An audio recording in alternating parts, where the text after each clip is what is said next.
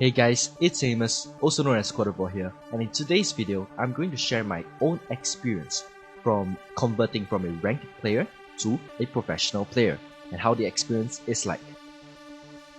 So the very first difference that I noticed between ranked and professional experience is the importance of teammates. So in a ranked game that you're just playing solo, you don't really have to care about what your teammates are doing. However, in a professional game, if all 5 players on your team only cares about themselves and their benefits, whereas the opponent teams is just thinking about each other and covering each other whenever they are losing, what you guys will realize is you will always be outnumbered in every single fight. When you have 1 on your team, suddenly there is 2 on the opponent team.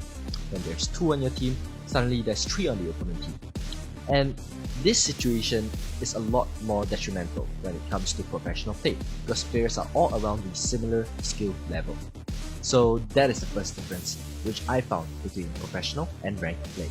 Here are a few guidelines that you can take note of when you are playing as a team or even in your solo ranked games to give your team an advantage instead of just giving yourself an individual advantage. To be able to do this, you have to first understand the importance of the jungle role, especially in the early game. So this is the case because in the game of Mobile Legends, the lane minions are split between 2 teams, red and blue. Each of the teams will have an equal amount of lane minions, and it's not possible for you to kill or deny your own team's minions from giving the opponent goal if it dies near them. However, this is not the case in the case of the jungle. Whichever team takes away a jungle camp, they will disappear and they will not be available anymore for the opponent jungle or the opponent team. Hence, jungle is the hardest role and the best role for your team to snowball in the early game. So, in the early game, if you are playing a laner, what you want to do is actually try to get a jungle camp steal advantage with your jungler to grant a bigger lead than if your jungle were to come to your lane in the early game. Now as the game goes on, this is really a give and take situation, because in the mid to late game, the thing that matters more than just farming is actually objective play, taking down towers one by one so that you can start ending or getting your team closer to that win. Hence, as a jungle, it is very important for you to go to the lanes to help destroy lane towers, because these are your game-winning objectives. You have to clear all the towers in a single lane for you to be able to touch and destroy the enemy's base, and that is ultimately your win condition. Now, the second difference between ranked and professional play is the difference between playing and training. Well, now if you are playing the game to rank up, to win games, and somebody in your game does very badly, or maybe a few of them does really badly, will you be affected? Most of the time, yeah, you'll be pretty mad. However, when you are training, all those actually doesn't matter as much. Winning the game doesn't matter as much, because the end goal of every game is no longer about your gained MMR, your gained LP. In fact, it is about how much you have improved from game after game. So you should be mad at yourself even if you won a game and observe no improvements. That is the difference between pro and ranked play. Now, for you to be able to differentiate between training and playing, there are a few things to take note of.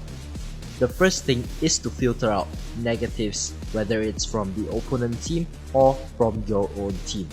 To do this, simply turn off the game chat or simply ignore the game chat and focus on your gameplay, no matter what your team or the opponent team is saying about your play.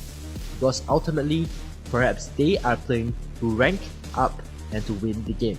However, that does not benefit you if you know your priority is to get a better game after game. Perhaps picking a hero that you're comfortable with will give you the highest win rate, but playing the same hero again and again, game after game, even after you have mastered it already, does not help you improve as a player, and it will not get you closer to becoming a pro player any day. So start filtering out negativity, getting the understanding from your teammates, and in the end, understanding your priorities so that you are not affected by what others think of you, because you know what is the best for yourself at the current point of time is key for you to be able to convert from a ranked player to a professional player. The third And final point is the relevance as well as the importance of having the right attitudes in professional play compared to ranked play. Well, one example I can raise is the attitude self-confidence. If you're in a ranked game and you do not have the self-confidence to win the game, you can still depend on your teammates, and perhaps the opponent is also lacking a lot of self-confidence. However, in professional play, most of the time it's not simply the battle of who is better in terms of skill, but also who is more confident in themselves. Because they will play like that, they will play even more aggressive to create a bigger advantage for themselves. So in these scenarios, it is actually just a battle of self-confidence if you think about it. So that is the importance of, or difference in terms of attitudes between ranked and professional play. Now the next attitude that I will touch base on is self-discipline. Now, those who have experienced and been in the esports industry for long enough will understand that it's more of a marathon than a sprint. There is no get good quick scheme here in esports.